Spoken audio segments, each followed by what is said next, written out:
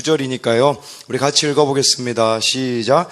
요셉이 그의 장남의 이름을 므낫세라 하였으니 하나님이 내게 내 모든 고난과 내 아버지 온 집 일을 잊어버리게 하셨다 하미요. 차남의 이름을 에브라임이라 하였으니 하나님이 나를 내가 수고한 땅에서 번성하게 하셨다 함이었더라. 네, 아멘. 여러분 시력도 안 좋은데 이렇게 뒤에 앉으신 분들은 좀 회개하시고, 오늘 말씀은요, 꽃길 말고 십자가의 길이라는 제목으로 같이 말씀을 나누겠습니다. 제가 이렇게 제목을 잡은 이유는요, 제가 이렇게 새벽 기도할 때 이 자리가 제 자리거든요. 여기 제 뒤에 앉아서 이렇게 기도하시는 분이 계세요. 바로 저희 어머니인데, 저희 어머니가 제가 졸면 항상 디스를 하세요. 뒤에서 기도를 뭐라고 하시냐면, 졸음막이 떠나가라 막 이러는 거예요. 제가 뒤에서 들어봤죠? 제가 졸 때 하는 소리가 갑자기 졸음막이 뭐지? 그러고 딱 눈 떠보면 딱 뒤에서 사모님이 디스하고 계세요. 근데 오늘 딱 기도하는데 그렇게 기도하시더라고요. 하나님, 꽃길 말고 십자가의 길을 걸어가게 해주세요 라고 기도하는데, 그게 맞다라는 생각을 하게 됐어요. 우리가 예수님을 따라가는 것은, 꽃길은 여러분 세상 사람들이 말하는 길이거든요. 그 길이 아니라 십자가의 길을 우리가 따라가야 된다라는 겁니다. 여러분, 우리가 흔히 꽃길만 걸어요라는 말을 하잖아요. 우리 인생이 그랬으면 얼마나 좋겠어요. 여러분들이 정말 원하는 대로 다 인생이 잘 되고. 여러분, 한번 나눠볼까요? 여러분들이 지금까지 인생을 살아오면서 진짜 꽃길을 걸었던 것처럼 정말 행복했던 적이 인생에 있다면 언제 있을까요? 네, 이럴 때는 여러분들이 다 제 시선을 회피하니까 백성호 선생님 어떻게 생각하시나요? 인생에 꽃길을 걸었던 적이 언제일까요? 25살 때. 왜요? 사는 게 재밌었다. 네, 그래요. 제 생각에 백성호 선생님, 여러분 보기엔 저래도 엄청난 분이에요. 네, 10살 연하를 만나는 남자한테, 네, 다들 표정이 왜 그러세요? 표정들이 좋지 않은데, 여러분, 여기서 말하는 꽃길은 세상 사람들이 기대하는 거 말하는 거예요. 우리가 말하는 이 세상에서의 꽃길은 돈 잘 벌고 유명해지고, 그런 게 성공하면 꽃길을 걷는다고 할 수 있지만, 근데 우리 알고 있잖아요. 여러분, 막 연예인들이 인기 많은 거 부럽잖아요. 근데 우리가 실제 연예인들 중에도 자살하는 사람이 있는가 하면, 또 재벌인데도 그렇게 자살하는 사람이 있는가 하면, 이 세상에서 말하는 그 꽃길대로 살아가서 결코 우리가 행복할 수가 없다라는 거죠.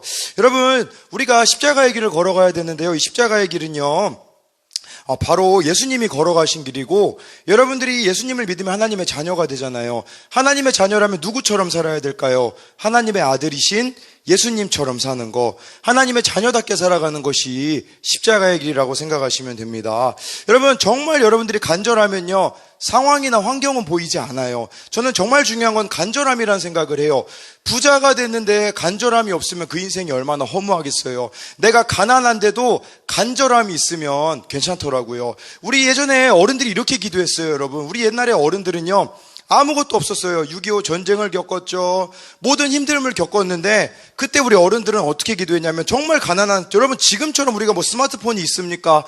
어른들 그때는 밥 먹는 것도, 제때 밥도 제대로 못 먹는 그 어른들이 하나님 앞에 나와서 했던 것은 뭐냐면 간절함이었어요. 그냥 하나님 앞에 눈물 흘리는 거예요. 하나님, 저는 이렇게 힘들지 몰라도 제 자녀들은 정말 잘 되게 해주세요. 근데 정작 우리가 잘 되니까 어떻습니까? 좀 수많은 우리 다음 세대들이 교회를 떠나고, 여러 가지 중독에 빠져 있는 걸 보면, 정말 어떤 상황이나 어떤 환경이 중요한 게 아니라 간절함이 있느냐가 중요한 거죠. 지난주에요, 우리 진규에게 카톡이 왔어요. 뭐라고 카톡이 왔냐면, 부목사님, 저 드디어 앞자리가 바뀌었다고. 진규가 요새 다이어트를 열심히 하고 있거든요. 그래서 우리 진규 카톡 내용을 보면 제2의 부목사님이 되겠다고 이제 열심히. 제가 옛날에 되게 뚱뚱했다가 제가 좋아하는 여자애한테 돼지라는 소리 듣고서도 살을 쫙 뺐었거든요. 그래서 우리 진규도 이제 다이어트를 열심히 하겠다고 그런 이야기를 해줬는데요. 제가 그날부터 충격받아가지고 줄넘기, 농구를 해서 살을 뺐는데, 문제는 결혼하니까 간절함이 사라지더라고요. 왜냐면 잘 보일 사람이 없죠. 이미 결혼을 했으니까. 네, 아마 여기 뒤에 결혼하실 충만 전도사님도 마찬가지일 거예요. 점점 이제 배가 뚱뚱해질 건데, 근데 나이가 들면 어쩔 수가 없더라고요. 근데요, 여러분, 선택은 여러분들 가운데 있어요. 누구나 어려운 일을 당하고 문제가 없는 사람은 이 세상에 없죠. 근데요, 여러분, 우리가 문제를 만나면 어떻게 되죠? 연약해지잖아요. 근데 제가 오늘 어떤 글을 읽었어요. 근데 그 글이 좀 저에게 어떠한 인사이트를 줬는데, 그건 뭐냐면, 우리는 연약해지면 하나님을 만날 수 있는 기회라고 말하잖아요. 근데 그분이 글을 썼는데 이렇게 썼더라고요. 우리가 연약해졌을 때 하나님을 만날 수 있는 기회이기도 하지만 사탄이 우리를 무너뜨릴 수 있는 기회이기도 하다라는 이야기를 글 쓴 걸 제가 인스타에서 봤거든요. 그게 맞다라는 생각을 하게 되더라고요. 우리가 연약해서 하나님을 붙잡는 선택을 하는 사람이 있는가 하면 연약해져가지고 그냥 세상으로 가는 친구들이 있을 수도 있다라는 거죠. 중요한 거는 여러분들에게 달려있다라는 겁니다. 그런데 때로는 우리가 하나님을 선택하지 않고 세상으로 갈 때가 있어요. 그 이유는 뭐냐면 하나님 뜻대로 살아가면 뭔가 돌아가는 것 같거든요. 하나님 뜻대로 살아가면 내 인생이 풀리지 않을 거라고 생각하기 때문에 우리는 눈앞에 보이는 세상의 길을 선택한다라는 거죠. 근데 여러분 오늘 말씀해 보면요, 드디어 요셉이 이 이집트의 총리가 됐는데, 총리가 어떻게 해서 되냐면 지난주 말씀에 바로가 두 가지 꿈을 꿨어요. 하나는 7 아름다운 소가 있는데 갑자기 흉한 소가 와서 잡아먹었다. 그리고 이 충실한 이삭이 있는데 그 어떤 다른 이삭 7이 와가지고 이것을 없애버렸다라는 꿈을 꿨는데, 그건 무슨 꿈의 내용이었냐면 요셉이 해석을 해줘요. 그 꿈은 7년 동안 이 이집트에는 이제는 그 풍년이 될 거다. 농사가 잘 될 거다. 그리고 그 다음 7년에는 농사가 잘 안 되는 가뭄이 올 거다라는 것을 이야기를 하거든요. 그 자리에서 바로가 이 요셉을 총리로 세웁니다. 여러분 생각해 보세요. 30살에 총리가 돼요. 여러분 지금 우리는 전 세계에서 제일 센 나라가 어디죠? 미국이라고 생각하자면 30살 나이에 미국에서 총리 2인자가 됐다라는 거. 여러분 제가 지금 33살이거든요. 33살인데도 이렇게 미숙한데 30살짜리가 총리가 되는 거, 우리가 생각하기엔 요셉은 돌아가는 것 같았잖아요. 형들에게 버림당하고, 그리고 진짜 진실하게 하나님 앞에서 살았더니 그에게 주어졌던 길은 무엇이었습니까? 감옥에나 거하고 있었잖아요. 인간적으로 보기에는 돌아가는 길이었지만 실제로 봤을 땐 돌아가는 길이 아니었다라고 이 말씀을 통해서 우리가 알 수 있는 것이죠. 여러분 이제 요셉이 30살에 이제 총리가 되는데 아름다운 장면이 나옵니다. 우리 42절 말씀 같이 읽어볼게요. 시작. 그에게 세마포 옷을 입히고, 네, 이 말씀 보니까요, 이 이집트 왕 바로가 요셉에게 세마포 옷을 입혔다고 말씀해 주고 있습니다. 여러분, 요셉 하면 옷이 연관 검색어예요. 왜냐면 요셉은요, 옷에 관련된 에피소드가 있었잖아요. 첫째로, 그가 채색 옷을 입었는데 형들이 질투해가지고 그 옷을 벗겨버렸어요. 그리고 두 번째는요, 보디발의 아내가 유혹을 했어요. 그때 옷을 벗고 도망갔는데 그 벗은 옷 때문에 감옥에 갇히게 됐던 거죠. 요셉에게서 있어서 이 옷이라는 것은 신분의 하락을 의미했었어요. 근데요, 오늘 이 말씀에서 바로가 옷을 바꿔줬다라는 것은 무엇을 말하는 걸까요? 바로 여러분 신분이 바뀌었다라는 걸 말씀해 주고 있어요. 이제는 노예가 아니라 총리가 되었다라는 의미가 있거든요. 여러분 이것은 우리에게 어떤 의미가 있을까요? 바로 여러분들도 예수님을 믿으면 신분이 바뀐다라는 겁니다. 제가 어렸을 때 불렀던 찬양이 떠오르더라고요. 우리 어렸을 때 뭐 왕왕왕왕 나는 왕자다, 뭐 공공공공 나는 공주다. 그 핵심 메시지는 뭐냐면 신분이 바뀌었다라는 말이거든요. 옛날에는 내가 죄의 노예로 살았고 영적인 고아로 살았잖아요. 여기서 말하는 고아는 하나님 없이 사는 인생을 고아라고 말하는 거예요. 근데 이제 하나님을 우리가 만나게 됐다면 어떻게 돼야 될까요? 신분에 맞게 살아야죠. 하나님 자녀답게 우리가 살아야 된다라는 거죠. 여러분 예를 들어서 예찬이가요, 어린이집 가가지고 친구에게 욕을 하고 친구를 때렸다고 해봐요. 그러면 그 친구들이 누굴 욕할까요? 어린이집 선생님하고요. 저를 욕하는 거잖아요. 마찬가지로 여러분들이 하나님 자녀가 됐다라는 것은 여러분들의 말과 행동과 삶이 하나님 자녀답지 않으면 누가 욕을 먹는 걸까요? 하나님이 욕을 먹게 된다라는 겁니다. 그러니까 여러분들이 하나님의 자녀가 되었다라는 것은 그만한 부담감을 가지고 우리가 살아야 된다라는 거죠. 요셉이 총리가 되었는데 이집트 왕 이 바로가 이름을 지어줍니다. 우리 45절 말씀 같이 읽어볼게요. 시작. 그가 요셉의 이름을 사브나 바네아라 하고 또 온의 제사장 보디베라의 딸 아스낫을 그에게 주어 아내로 삼게 하니라. 요셉이 나가 애굽 온 땅을 순찰하니라. 이름을 바꿔줬어요. 그 이름은 사브넷 바네아라는 이름인데요. 이 뜻을 아는 사람은 아무도 없을 겁니다. 왜냐하면 이건 이집트 이름이거든요. 이 이름의 의미는 뭐냐면 하나님께서 말씀하시고 살아계신다라는 뜻이에요. 그러니까 이 바로 왕이 요셉을 통해 하나님은 살아계시고 말씀하시는 분이라는 걸 알게 됐다라는 거죠. 여러분들이 왜 이 세상을 살아갈까요?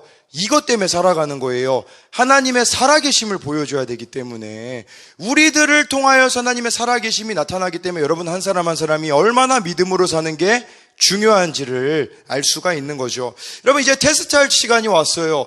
여러분 우리가 흔히 진짜 이 사람이 어떤 사람인지 알려면 권력을 줘보라는 말이 있어요. 돈을 줘보라는 말이 있어요. 내가 힘을 갖잖아요. 그러면 이 사람이 어떻게 행동하는지를 보면 그 사람의 진심이 나와요. 여러분 대부분 갑질하는 사람, 물론 대부분 다 그런 건 아닌데 갑질하는 사람들 중에 그런 사람들이 많다고 하더라고요. 예전에는 가난했는데 정말 사업을 열심히 해서 돈을 많이 번 사람들이 갑질하는 경우가 많다고 하더라고요.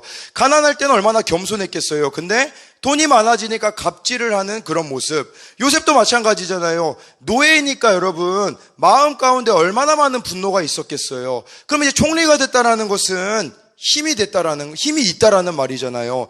그러면 충분히 우리가 복수할 수 있지 않을까요?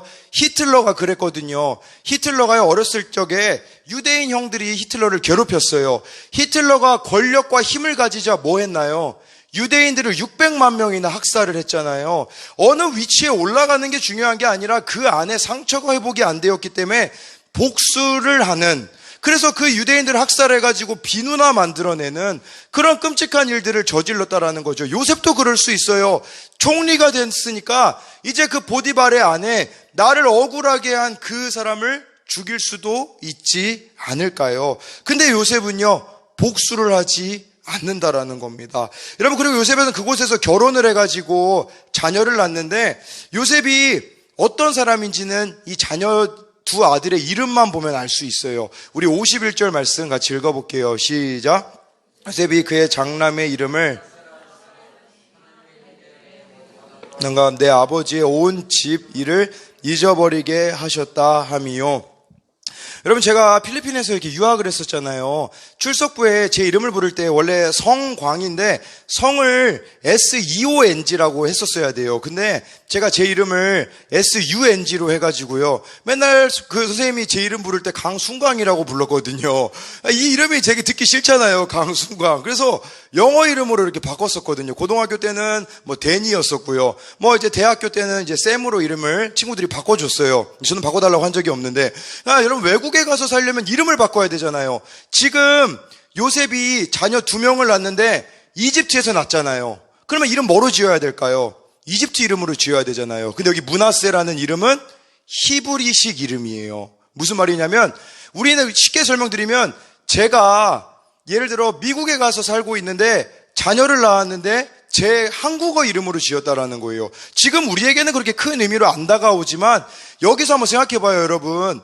이집트에 히브리식 이름을 가진 아이가 살면 어떤 일들이 벌어지게 될까요? 왕따 당할 가능성도 있어요. 지금 피부 색깔도 다르고 이름도 다르다라는 것은 이건 어찌 보면 고통당하는 거잖아요. 여러분 지금 요셉이 총리잖아요. 나중에 유언을 남기거든요. 뭐라고 남기는 줄 알아요?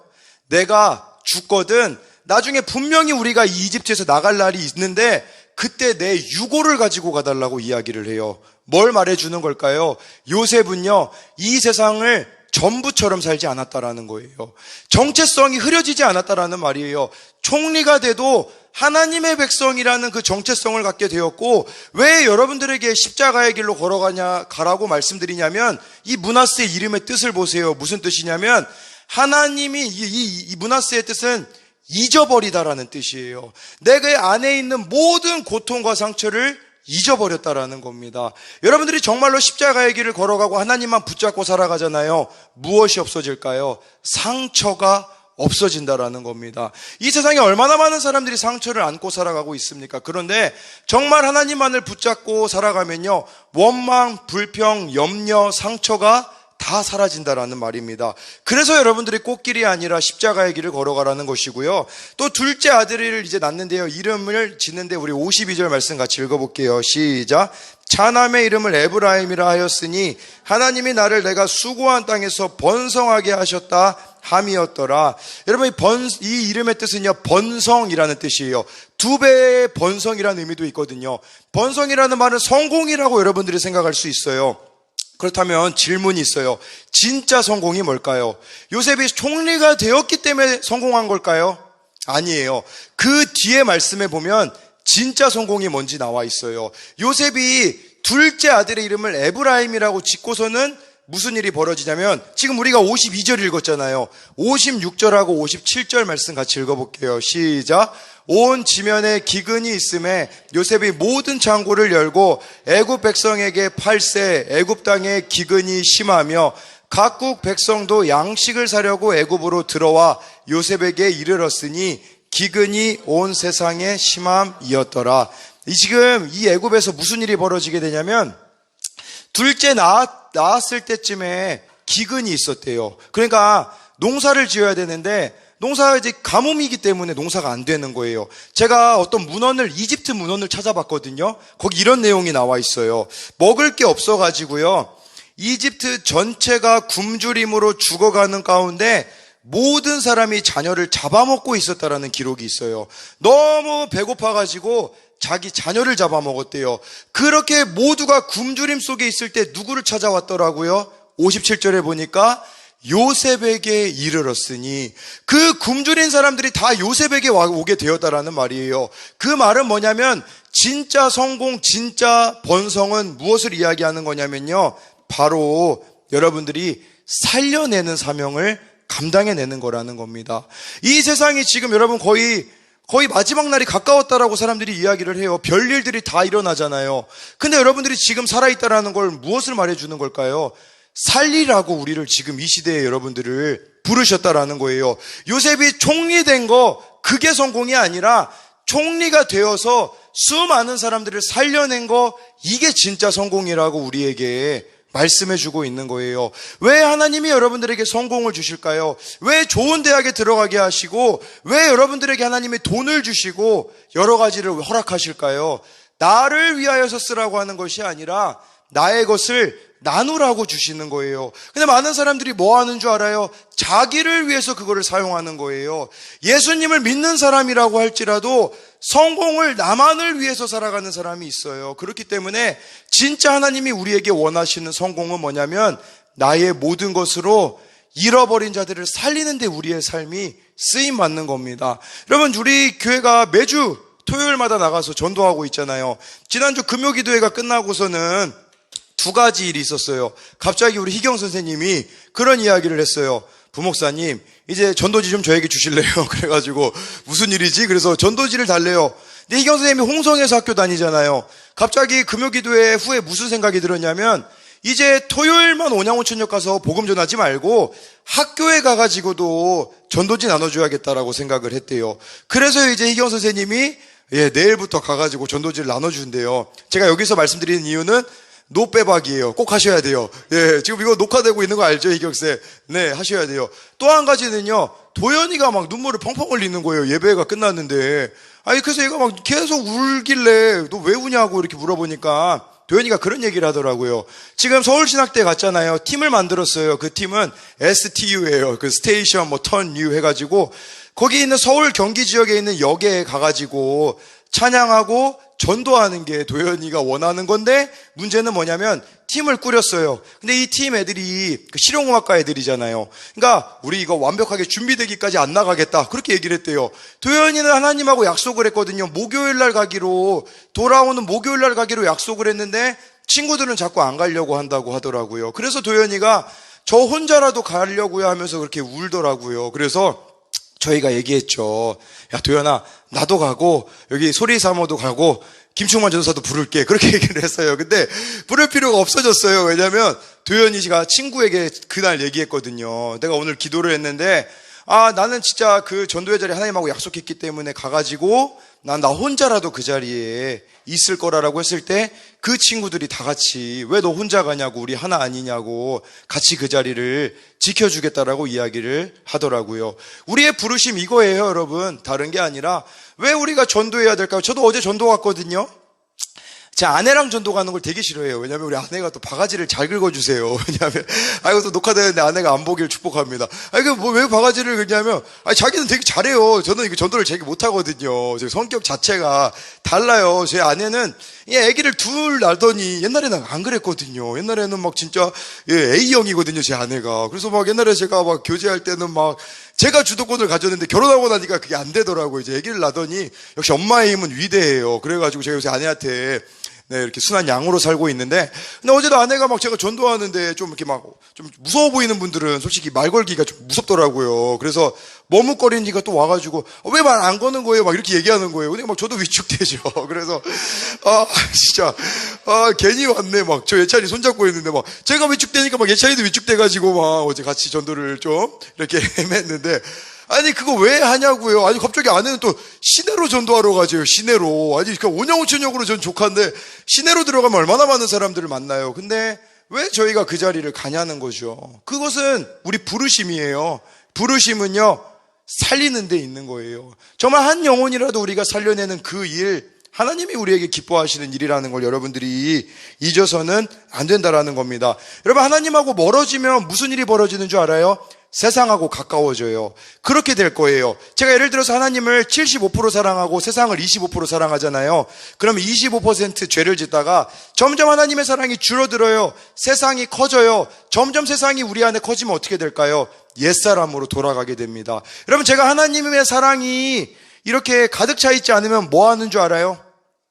볼펜을 또 사려고 해요. 제가 또 세상에서 제가 유일하게 좋아하는 건 뭐냐면 삼색 볼펜이거든요. 그래서 막 삼색 볼펜 있는 거 다 써봤어요. 지금 웬만한 거 막 독일 것도 써보고. 근데 중요한 건 아내 몰래 사야 되거든요. 아내한테 들키면 용돈이 이제 삭감되니까. 그래서 제가 볼펜을 또 몰래 샀죠. 그래서 이거 또 녹화됐는데 저는 죽었네. 네. 근데 이게 그래서 볼펜을 몰래 샀는데 하나님의 사랑이 제 안에 점점 없어지면 세상과 가까워지더라고요. 그리고 제 기쁨을 세상 것으로 채우게 되어지더라고요. 하나님의 사랑이 넘쳐나면 어떻게 될까요? 하나님의 사랑이 넘쳐나면요 볼펜을 나눠주게 돼요. 제가 지금 2개 빼고 다 나눠줬거든요. 어제는 막 백성호를 보니까 볼펜을 갑자기 막 주고 싶은 거예요. 그래가지고 막 그 볼펜을 갖고 와가지고 성호야 이 볼펜이 있잖아 이런 거야 하고더니 막 성호가 막 봤더니 막 내 평생에 이런 볼펜 처음 써봐요 막 이러는 거예요. 그래가지고 왜 나한테 이런 거 주는 거예요? 그래가지고 성호야 고마우면 너의 아이폰을 나에게 줘라 이렇게 얘기를 했거든요.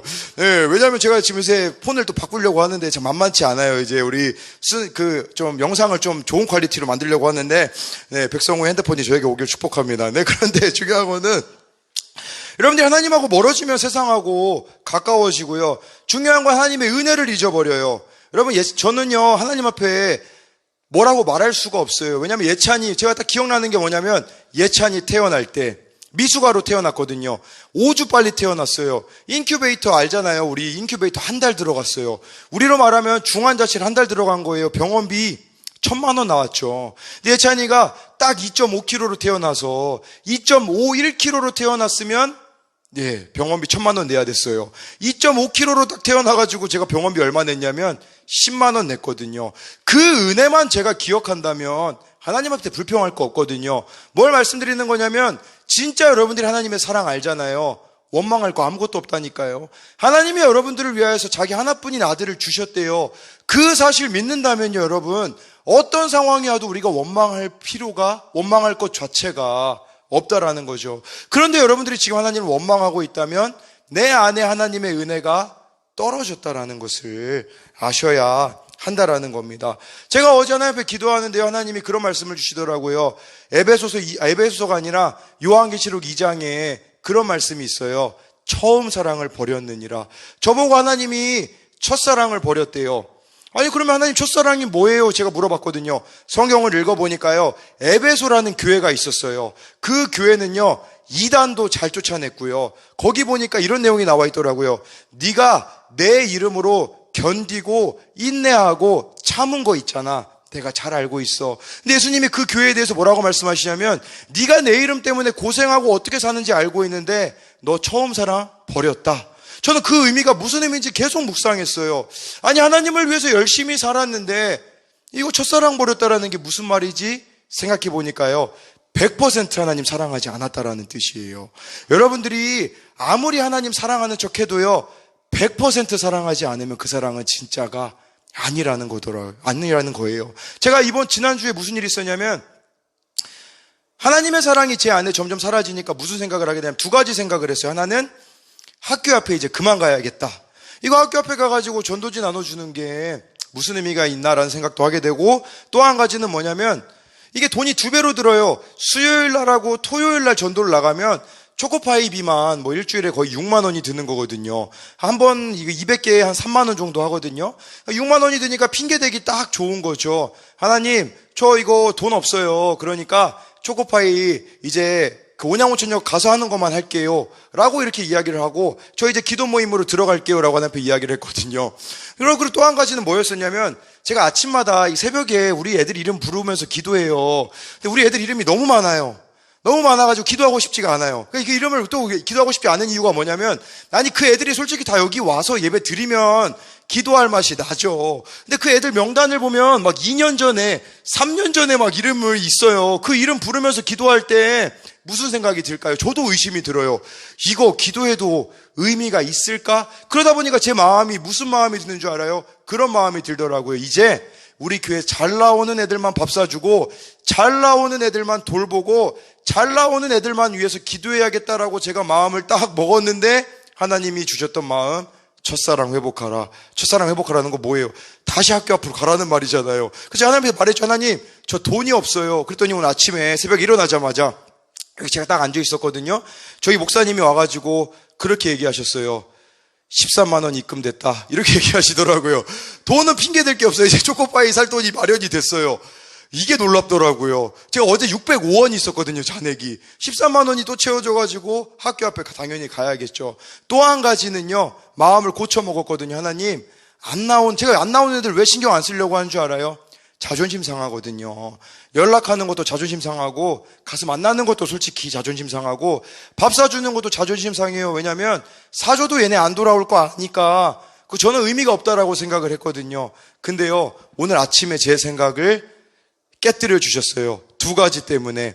하나는 우리 주희 때문에 제 생각이 깨졌어요. 뭐냐면 오늘 아침에 주희가 주일학교 예배 나온 모습 보면서 저는 개인적으로 그렇게 생각을 했거든요.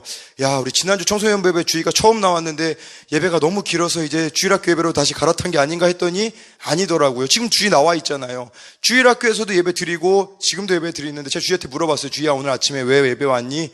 그냥 왔대요. 근데요, 우리 조은성 있잖아요. 5살짜리 조은성이 지난주에 이제 주희가 계속 여기서 예배드리다가 주일학교 예배드리다가 청소년부로 오니까 주희가 없으니까 엄마한테 뭐라고 얘기했냐면, 이제 곽주희 누나 없으니까 교회 안 갈 거예요, 이렇게 얘기했대요. 근데 오늘 주희가 왔잖아요. 근데 그 온 모습을 보면서 주희가 그 얘기를 아는지 모르는지는 저는 모르나 그런 마음이 들더라고요. 이 주희의 모습을 보면서 정말 한 사람이 얼마나 소중한지를 알 수 있게 되었고요. 또 한 가지, 여러분, 오늘 제가 지난주에 초딩들 3명을 만났어요. 와, 얘네들하고 그 식당에 갔는데 장난 아니에요. 막 사람들이 다 쳐다봐요. 그리고 얘네들이 막 목사님이라고 너무 크게 부르니까 너무 부끄러워요. 막 얘네들이 거기서 막 싸우지, 막 별쇼를 다 했거든요. 근데 제가 오늘 2가지를 발견했어요. 하나는 그 안 나오고 있는 애였는데 밥 한 번 사줬거든요. 오늘 얘가 8시 50분까지 나와야 되거든요. 전화가 몇 분에 왔냐면 8시 43분에 왔어요. 제가 얘한테 계속 전화했는데 전화를 안 받아요. 근데 전화하더니 저한테 뭐라고 얘기하냐면, 목사님, 저 지금 나갈게요. 그러더니 자다가 바로 일어나가지고 튀어나와서 차를 탔고요. 2번째는요, 놀랐던 게 이 아이를 보면서, 얘네는요, 어머니가 교회 안 보내줬어요. 근데요, 우리 주희랑 희재랑 저랑 매주 월요일마다 놀았어요. 매주 월요일마다 놀았는데 지금 이 아이들이 교회 나오기 시작했거든요. 지난주부터. 그러니까 무슨 생각을 하게 됐냐면, 내가 포기하지만 않으면 이 아이들은 언젠가는 돌아오겠구나 라고 생각을 바꿔주시더라고요. 근데 이 아이 제가 사진 왜 찍어놓은 줄 알아요? 멀리서 뛰어오는데 맨발로 뛰어오고 있었어요. 맨발로. 이거 신발 옆에 지금 양손에 신발 든 거예요. 교회차 타겠다고 저기 멀리서부터 맨발로 뛰어오는 그 모습 보니까 무슨 생각이 들까요? 아, 진짜 귀하구나. 이 귀한 아이들이 있었는데 나는 그것도 모르고 내 생각대로 판단하고 이 아이들을 그만 사랑하려고 했구나라는 것을 하나님 앞에 회개하게 되었다라는 거예요. 하나님이 우리에게 원하시는 것은요, 다른 게 아니라 한 가지예요. 그건 뭐냐면 진짜 여러분들이 하나님을 100% 사랑하는 거예요. 진짜 십자가의 길로 걸어가잖아요. 여러분, 염려나 근심 있을까요? 여러분, 저 돈 걱정 같은 거 안 해요. 돈 걱정 왜 안 하는 줄 아세요? 하나님이 주실 거 알거든요. 지난주도 솔직히 그렇게 기도했어요. 하나님, 저희 콜이 4월에 예배가 있는데 우리 콜 집회 이번에 강사님을 모시는데 강사님을 모시려면 20만 원에서 30만 원 들어요. 근데 우리 콜 애들 다 20살이고 청소년들이기 때문에 돈이 없어요, 하나님. 4월에 그 강사분은 오라고 했는데 하나님, 저 돈이 없는데 돈 좀 보내주세요라고 딱 기도했거든요. 무슨 일이 일어난 줄 알아요?